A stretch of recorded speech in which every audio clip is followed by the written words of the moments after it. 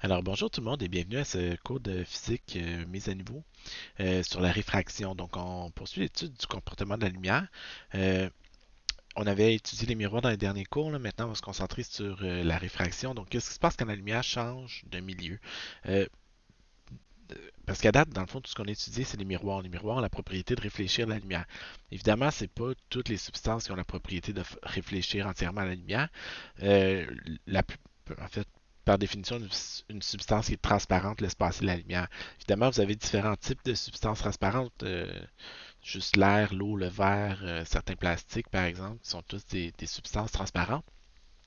Qu'est-ce qui se passe quand la lumière traverse un tel milieu pour changer, en fait?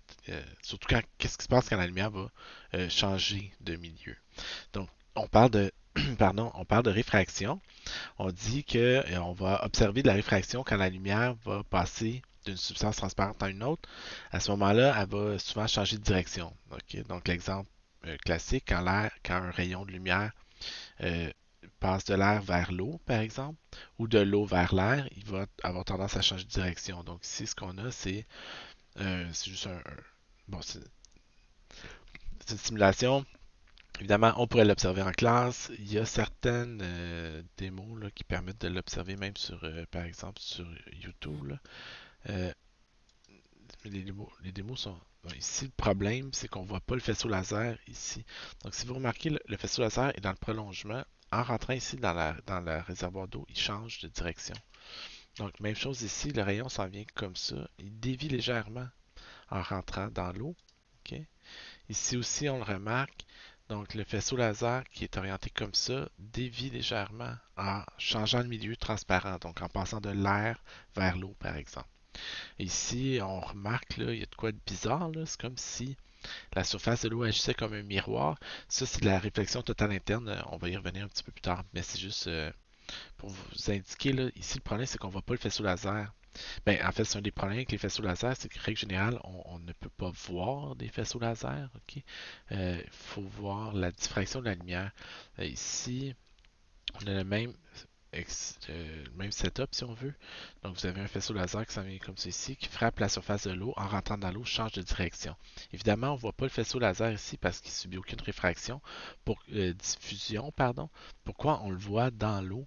C'est parce qu'ils ont mis un agent dans l'eau, quelque chose qui va provoquer de la diffusion de la lumière, sinon on ne pourrait même pas la voir. Euh, la façon, je pense qu'il montre ici un petit peu.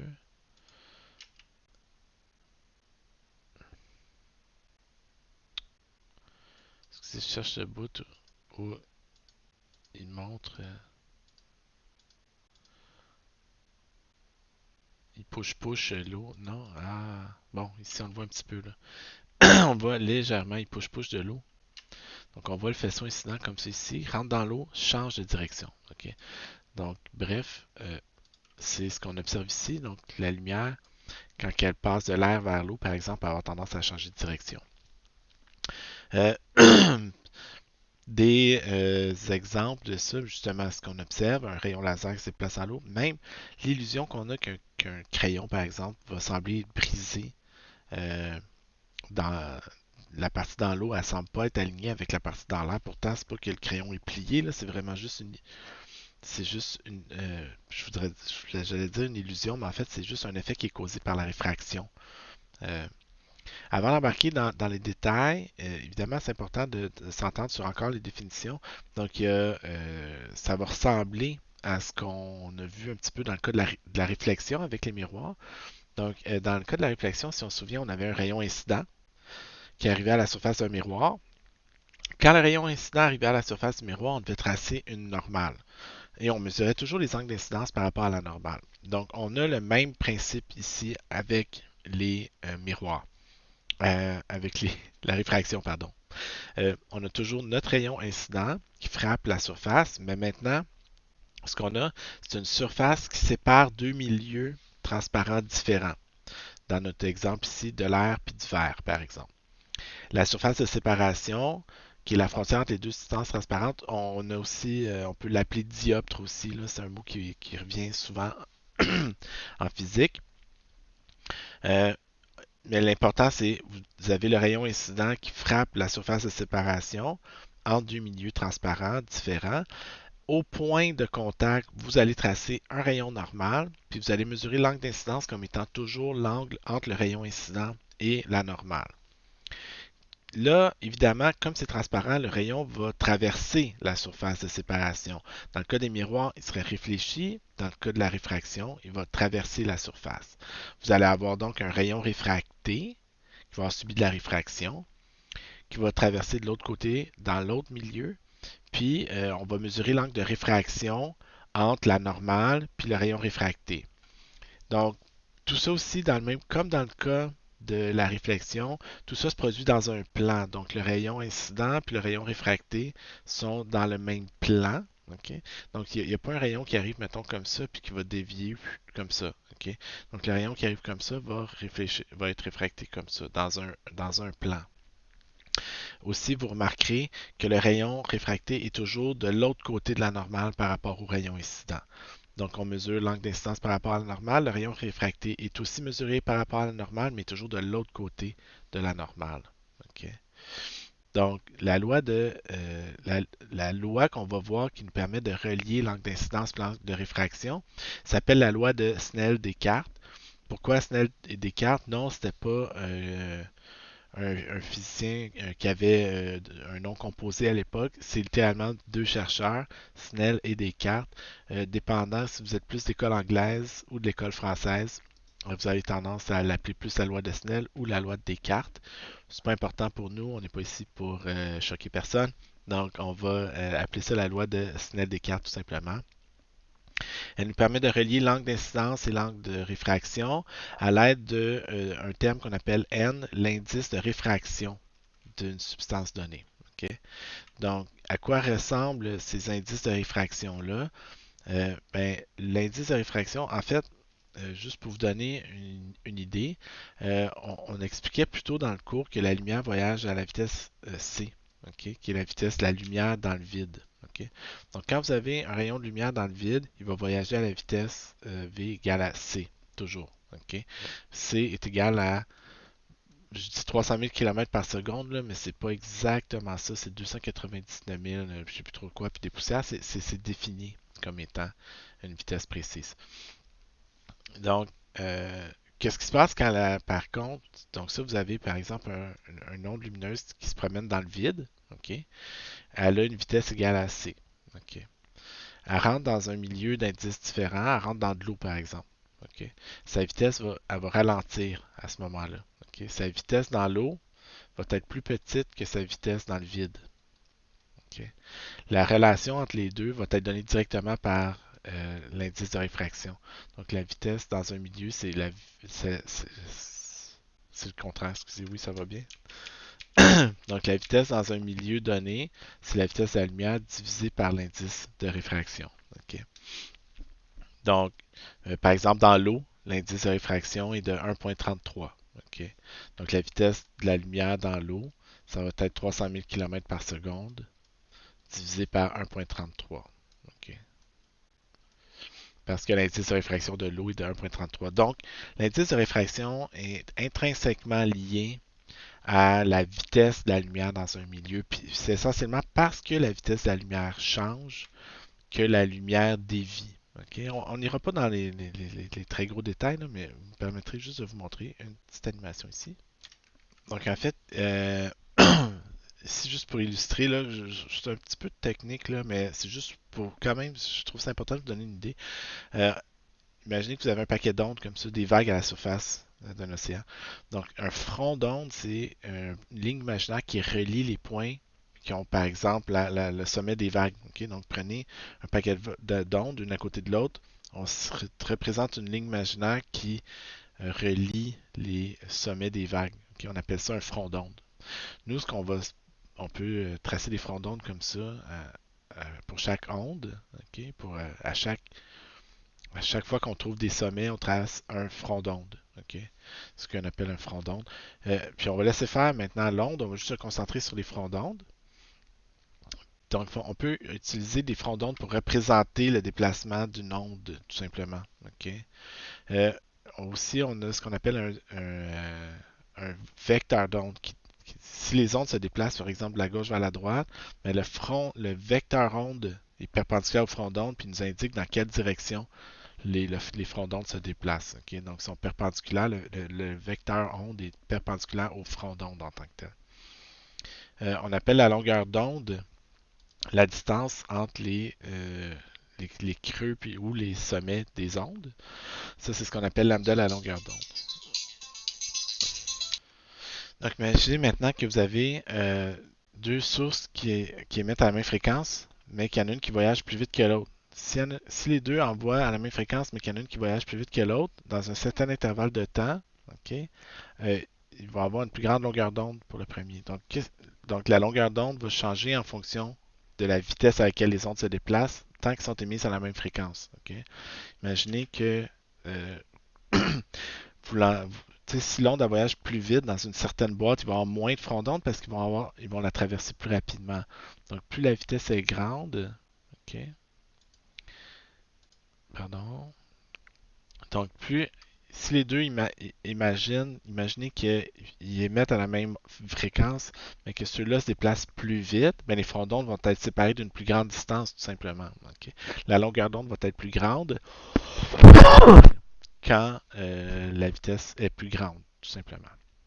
Donc, comment se produisent ces fronts d'onde?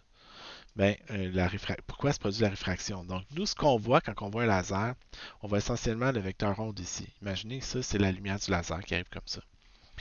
Le front d'onde est perpendiculaire au vecteur onde. Qu'est-ce qui se passe quand vous changez de milieu et que vous allez dans un milieu où c'est lent? Okay? Ben, premièrement, le début du front d'onde va commencer à traverser à changer de milieu, alors que le fond n'a toujours pas changé de milieu. Fait au fur et à mesure que le front d'onde va avancer, ici en plus, elle se déplace plus lentement que là.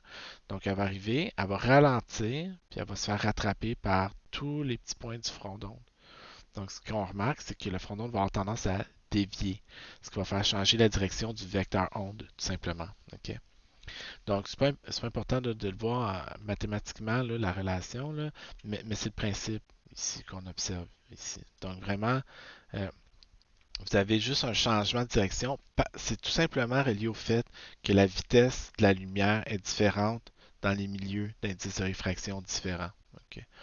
Donc, je ne vais pas trop insister là-dedans. Plus l'indice de, plus l'indice de réfraction est grand, plus la vitesse de la lumière est lente, puis plus la réfraction va être apparente. Donc, techniquement, l'indice de réfraction dans le vide pur, le vide, est rigoureusement égal à 1. Alors que même dans l'air, l'indice de réfraction de l'air ambiant, on dit 1, mais en fait, c'est 1.00. Attendez une seconde. Donc ici, justement, on dit l'air.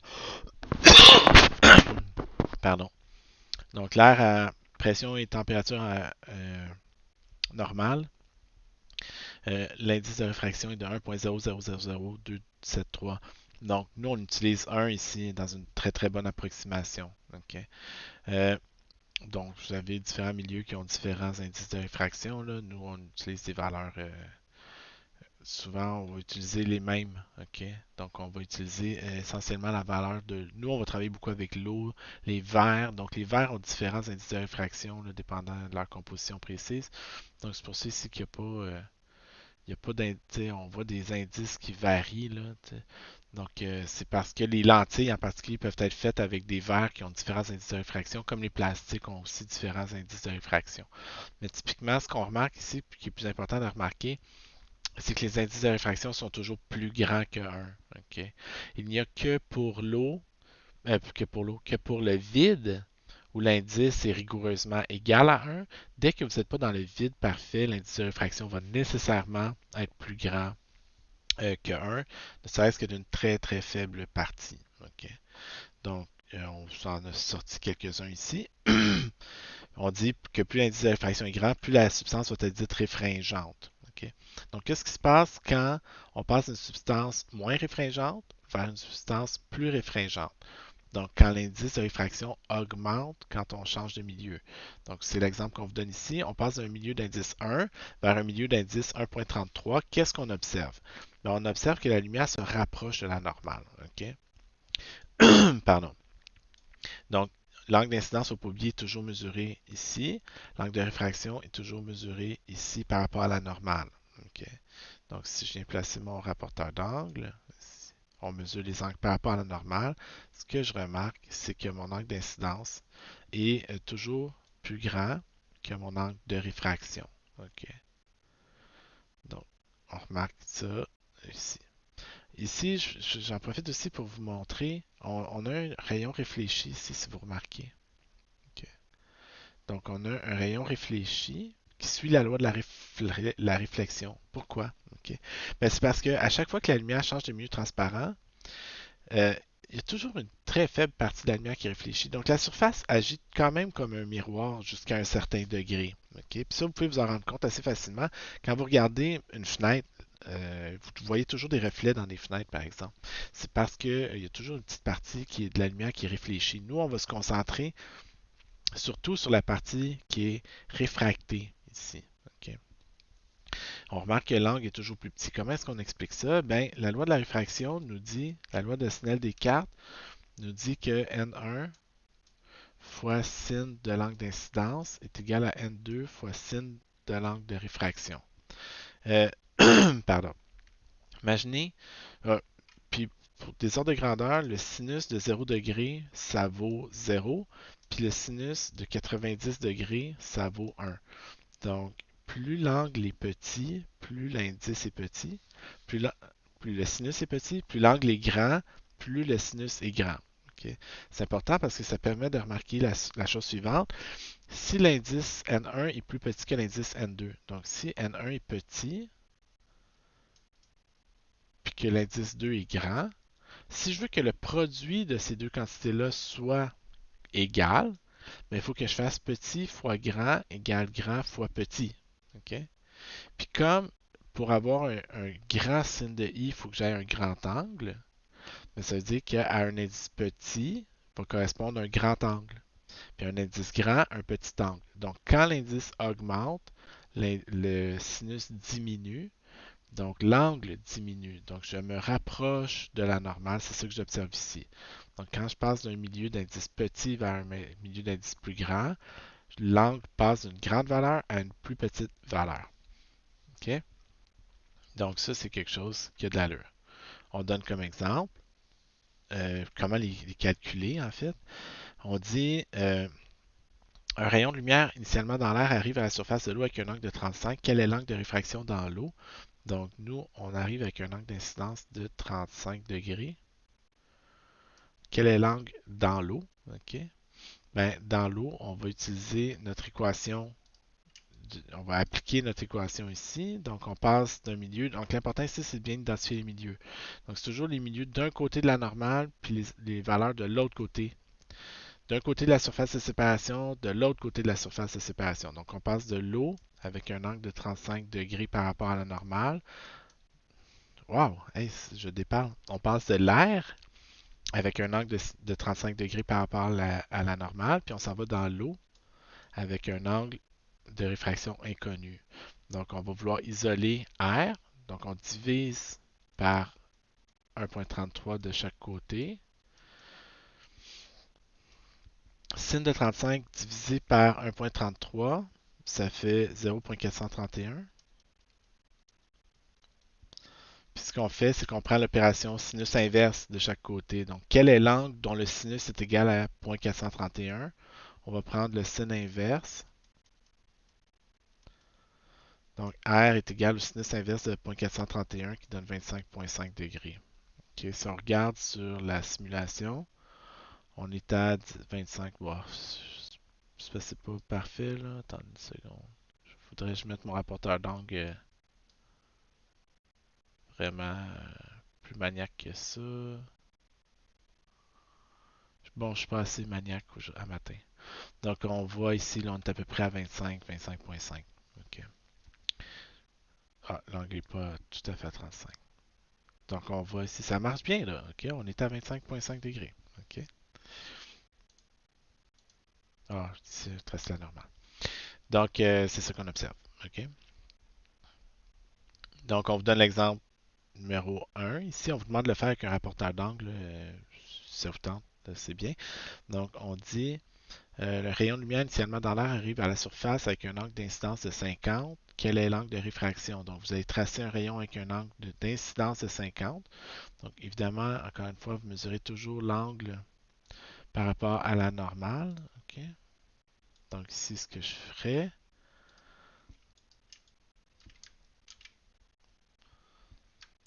donc, je tracerai un rayon incident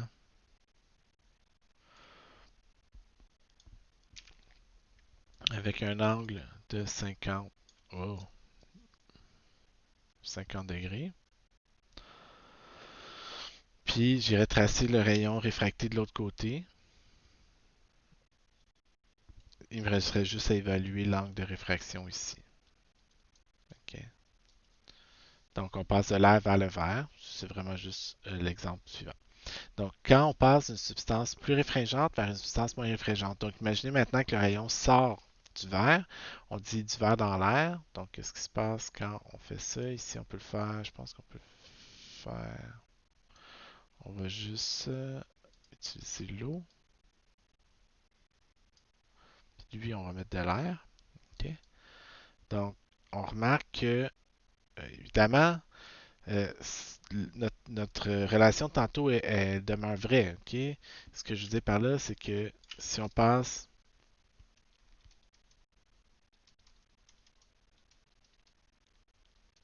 si ça c'est grand, puis ça c'est petit, ben ça doit être petit, puis ça doit être grand si je veux que le produit des deux soit conservé. OK?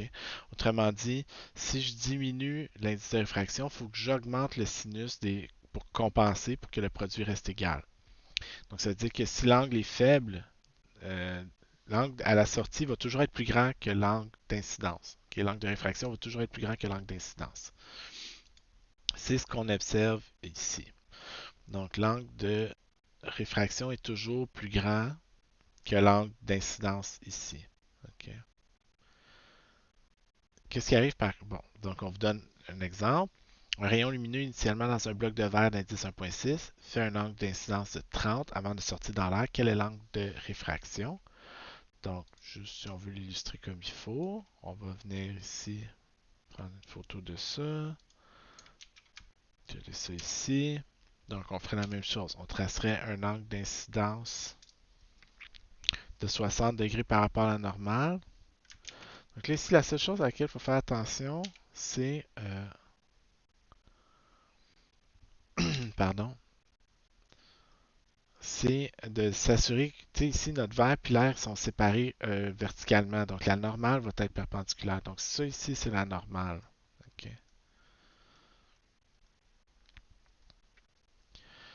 Euh, ensuite, on nous demande quel est l'angle de réfraction. Donc, on dit N1 sin I égale N2 sin R. On passe un milieu 1.6 avec un angle de 30. On s'en va dans l'air qui a un indice 1 avec un angle R. Donc, sinus de R est égal à, on dit 1.6 fois sinus de 30 qui vaut 0.8. Merci. Donc, R vaut le sinus inverse de 0,8 ou l'arcsinus de 0,8 qui vaut 53,13 degrés. Donc, en passant d'un milieu d'indice 1.6 vers un milieu d'1, est-ce que ça marche là? Donc, je m'en viens avec un milieu d'indice 1.6. Puis, je m'en vais dans l'air, je rentre avec un angle de 30. Je devrais sortir avec un angle de, on a dit, 53,13. On est à 20, 30, 40, 53, ouais, c'est ça. Ça, c'est 55. Ça, c'est 50. On est à 53,1 à peu près. OK. Donc, c'est pas si mal. OK. On est dans les bonnes. Vous chercherez, hein, ça, cette petite application-là, ça peut être pas mal pratique. OK. Donc, on dit éventuellement le rayon réfracté. Donc, là, c'est là où ça devient intéressant. Ce ce qu'on remarque, c'est que l'indice est plus grand, l'angle est plus grand à la sortie. Donc, plus j'augmente l'angle d'incidence, plus j'augmente l'angle de réfraction aussi. Puis à un moment donné, qu'est-ce qui se produit? Mais à un moment donné, mon rayon, là, je suis pas capable de le tracer comme il faut, là, mais il va devenir complètement parallèle à la surface ici. Mon rayon réfracté va sortir à 90 degrés, tout simplement. Donc, ça, c'est ce qu'on appelle l'angle critique. OK? Donc, on dit éventuellement, comme le rayon réfracté sort avec un angle plus grand, que l'angle de réfraction est plus grand que l'angle d'incidence, à un moment donné, l'angle de réfraction va atteindre 90 degrés. OK? Donc, on cherche à le dessiner, puis on cherche à l'évaluer, cet angle-là. Comment on évalue l'angle critique? Mais l'angle critique, par définition, c'est l'angle pour lequel, quand on sort du milieu, on sort à 90 degrés. Donc, par exemple, on vous demande ici de le tracer. Donc, ça veut dire que mon rayon réfracté sort à 90 degrés. Donc, c'est toujours, premièrement, c'est toujours quand on passe d'un milieu d'indice grand vers un milieu d'indice plus faible. Parce qu'à ce moment-là, comme l'indice diminue, l'angle. Attendez. Comme l'indice diminue, donc n sin i égale n2 sin r. Si je diminue l'indice, je dois augmenter le sinus, puis on se souvient que augmenter le sinus, ça veut dire augmenter l'angle. Donc l'angle de réfraction est toujours plus grand que l'angle d'incidence quand l'indice est plus faible. OK? Donc on va sortir ici à 90 degrés comme ça. Ça veut dire qu'on arrive avec l'angle critique ici. OK? Donc, on arrive avec l'angle critique, on sort à 90 degrés. Donc, N1 sin I égale N2 sin R. Pour l'angle critique, on a toujours que R est égal à 90 degrés.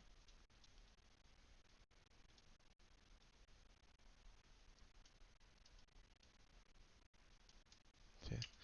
Donc, supposons qu'on passe d'un milieu d'indice 1.6 vers un milieu d'indice 1.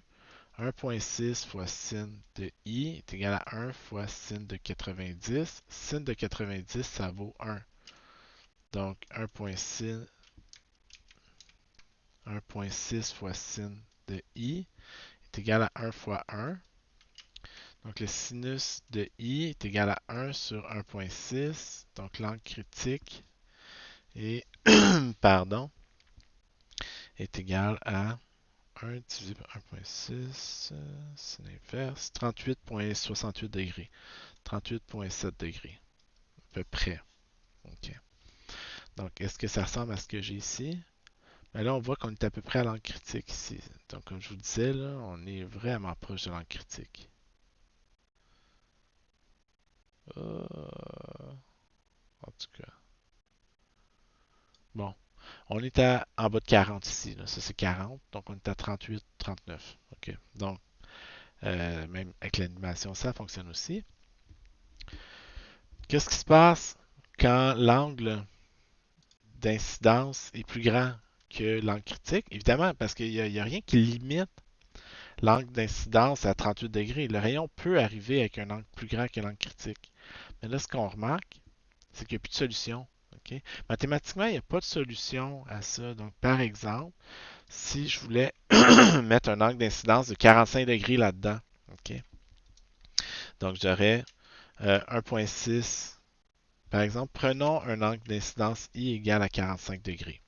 J'aurais 1.6 fois sin de 45, puis cherchons R. Je vais dans l'eau avec un angle R. 1.6 fois sin de 45, ça vaut plus que 1. 1.6 fois sin de 45, ça vaut 1,13. C'est égal à 1 fois sin de R. Donc j'ai sin de R qui est égal à 1.13. Mais quel est l'angle dont le sinus est égal à 1.13? Okay? Donc là, je vous invite à prendre votre calculatrice puis à évaluer le sin moins 1, l'arc sinus de 1.13. Moi, ma calculatrice, elle me dit erreur. Okay, là, mon téléphone, il me dit, il me dit erreur. Oh, il me dit erreur. OK? Donc, pourquoi il me dit erreur? Ben, c'est parce qu'il n'y a pas, ça n'existe pas. OK? Il n'y a pas d'angle dont le sinus est égal à 1.13. Le plus grand signe possible, c'est 1. Donc, il n'y a pas de solution à ça. Donc c'est pour ça que si je prends un angle plus grand que l'angle critique, je n'ai pas de rayon réfracté. Qu'est-ce qui va se produire? Ben, la lumière va être réfléchie, purement réfléchie maintenant. C'est ce qu'on appelle la réflexion totale interne ou de la réflexion interne totale. OK? Donc, la surface devient comme un miroir. OK? Littéralement comme un miroir. Le rayon réfracté va avoir le rayon réfléchi va avoir le même angle que le rayon incident. Puis c'est plus efficace qu'un miroir même. OK? Un miroir, c'est jamais 100%, 100% là, opaque. Toujours une très très faible partie de la lumière qui va quand même rentrer dans un miroir qui va être mal réfléchi. La réflexion totale interne, c'est efficace à 100%. OK? Donc, ce qui est important de retenir ici, pardon, la réflexion totale interne se produit uniquement quand vous passez d'un indice grand vers un indice faible. OK? Si vous faites ça, puis qu'on vous demande de trouver un angle de réfraction, puis comme ici, quel est l'angle de réfraction? Nous, on dit un rayon lumineux incident dans un bloc de verre fait angle d'incidence de soit 50 avant de sortir dans l'air, quel est l'angle de réfraction? Ben, ça va être la même chose qu'ici. 1,6 fois sin de 50 va vous donner une valeur plus grande que 1. Vous allez trouver, votre calculatrice va vous dire erreur. Ça, conclusion à retenir, c'est si vous voyez ça, c'est un gros indice comme quoi il y a de la réflexion totale interne, OK, qui se produit. OK. Donc, le rayon ne sortira pas, il va être réfléchi comme s'il frappait un miroir. OK. Pardon. Donc, c'est vraiment important de remarquer ça. OK. On dit ensuite un rayon lumineux entre dans un cylindre de glace d'indice 1.3. Quel est l'angle d'incidence à l'entrée du cylindre? Donc, ici, dans notre exemple, il faut juste faire attention de ne pas perdre de vue, de ne pas oublier qu'on mesure toujours les angles par rapport à la normale. OK? Donc, ici, l'angle d'incidence va être mesuré par rapport à la normale ici.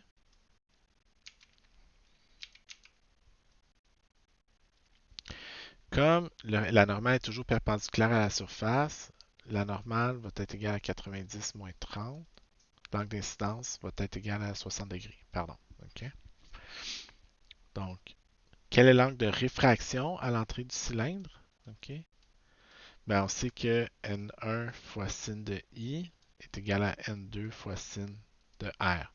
Donc, 1 fois sin de 60 est égal à 1,3 fois sin de R. Donc, je vais avoir sin de R est égal à sin de 60 qui vaut 0,866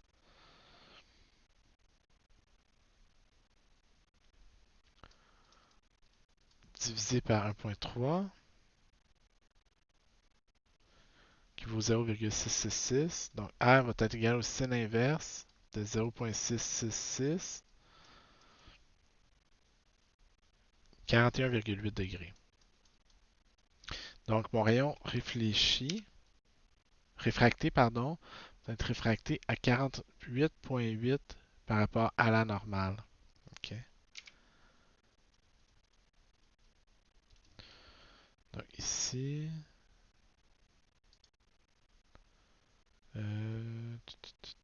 non. OK. Donc c'est ça qu'on a ici, essentiellement.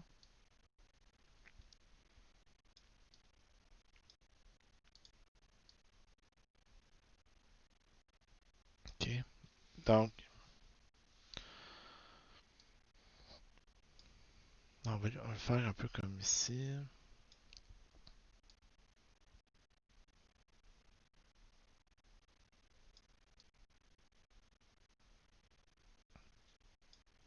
Donc, on tracerait une normale ici.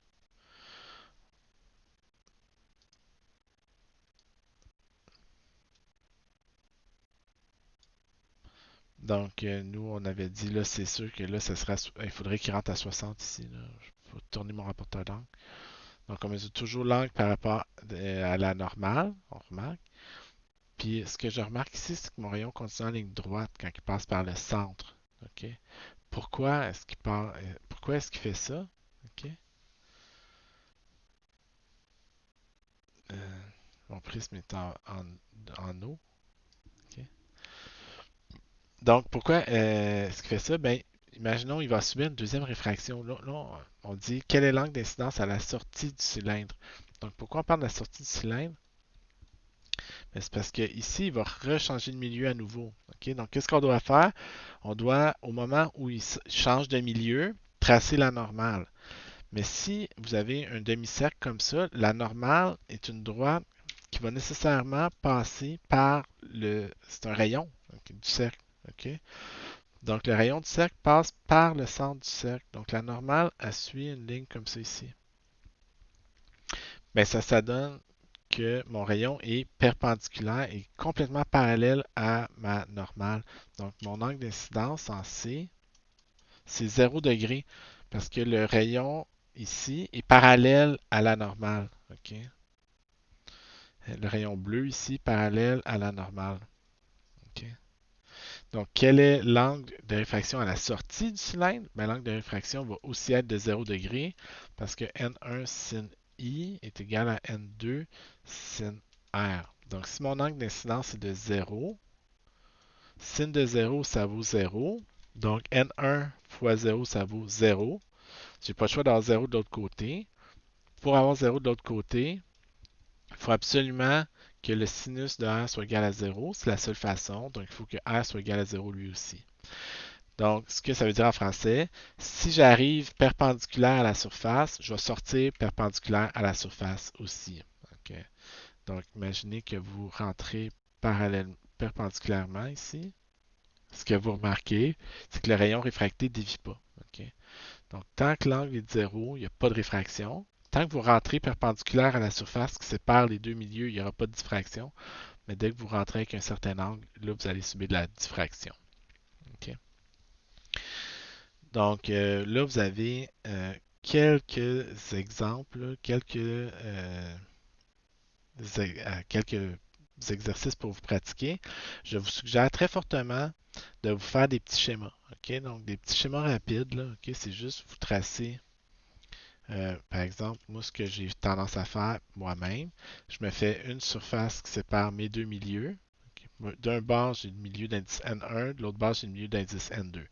Après, on dit un rayon incident de 40 issu de l'air. Donc, j'ai un rayon incident à 40 issu de l'air. Frappe la surface d'un diamant. Quel sera l'angle de réfraction? Donc, moi, je cherche l'angle de réfraction ici quand je rentre dans un diamant d'indice 2.42. OK. Donc là, sachant, j'ai trois de mes quatre quantités connues. Je sais que je passe de l'air avec un angle de 40, que je m'en vais dans un diamant avec un angle inconnu. Trouver R. OK? Donc, je vous suggère de vous faire des petits schémas comme ça. Vraiment, ça aide ça évite de faire des erreurs souvent. OK? Donc, vous pratiquerez ça ici. En fait, c'est essentiellement que des exercices pour se pratiquer. OK? Avec la réfraction. OK? Là où ça devient intéressant, par exemple, je vais en faire un avec vous. On dit un faisceau de lumière frappe un bloc de verre à face parallèle. Donc, ça, c'est vraiment un carré ici. Là. Si l'angle d'incidence est de 30, faites un schéma précis du rayon réfléchi et du rayon réfracté. Donc, vous auriez... Pardon. J'ai vraiment encore trop bu de café aujourd'hui. Faire changement. Donc, on dit l'angle d'incidence est de 30 degrés ici. Puis l'indice dans le bloc, c'est 1.5. Donc, nous, on passe de l'air avec un angle de 30. On s'en va dans du vert avec un angle R inconnu. OK? Donc, R va être égal, si vous le calculez, à sin de 30 divisé par 1.5, sin inverse, 19.5 degrés. OK? Donc, mon rayon va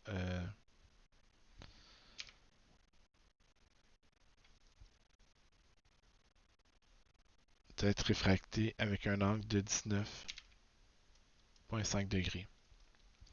Qu'est-ce qui se passe quand il frappe l'autre surface ici? Ben là, je vais devoir tracer une nouvelle normale.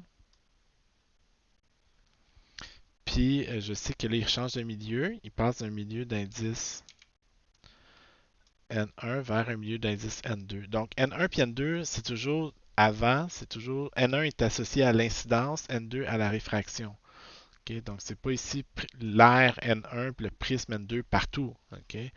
C'est toujours à chaque fois que vous changez de milieu, là, autrement dit, concentrez-vous juste sur cette partie-là, là, puis oubliez le reste. Okay? Après, le rayon continu, on est rendu là, parfait, on va se concentrer sur cette partie-là ici, puis on va oublier le reste. Okay? Donc, mon rayon réfracté va être réfracté à quel angle d'après vous? Okay? Ben, comme mes deux côtés sont parallèles, ces deux normales-là sont elles aussi parallèles.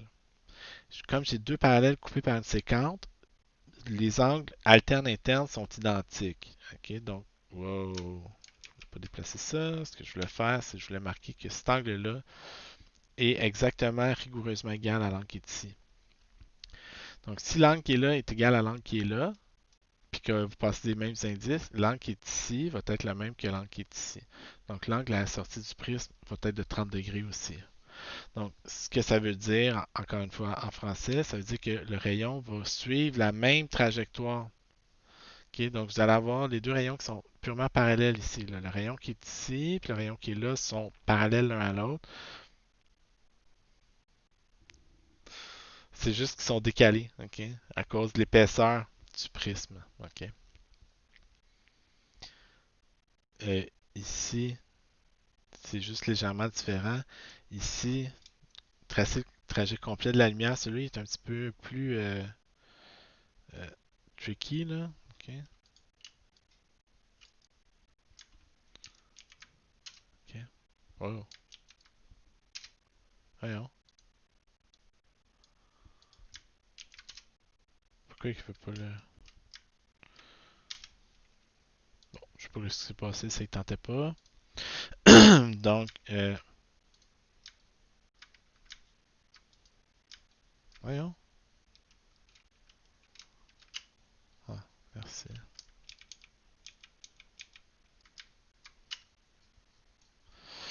Donc, ici, il va juste falloir faire attention.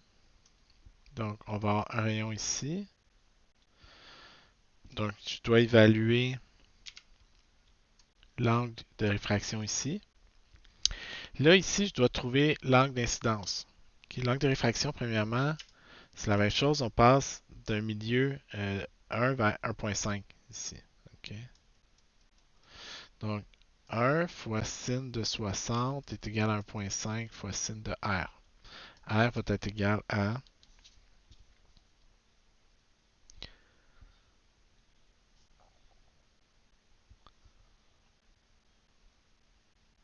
35.3 degrés. Donc, si R est égal à 35.3, moi j'ai besoin de connaître le nouvel angle d'incidence ici. Okay. Comment je fais pour le trouver? Ben, en fait, on aime la géométrie. Hein? Okay. Donc, j'ai un triangle ici. Okay. Puis je sais que les angles internes dans un triangle doivent donner 180. Donc, je sais que R plus point d'interrogation plus 90 donne 180. Parce que ici, c'est mon angle droit. Donc, je sais que point d'interrogation est égal à 90 moins R, qui est égal à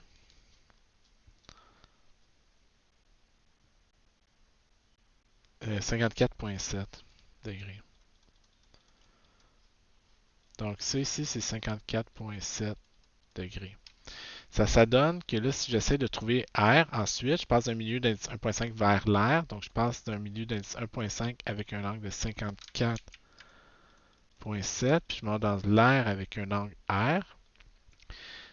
Ça vaut 1.5 le sinus fois 1.5. Ça vaut 1.22. Donc, R est égal à erreur. Donc, ça veut dire que j'ai de la réflexion totale interne. Okay? Donc, mon rayon va être réfléchi comme ça, avec le même angle de 54,7.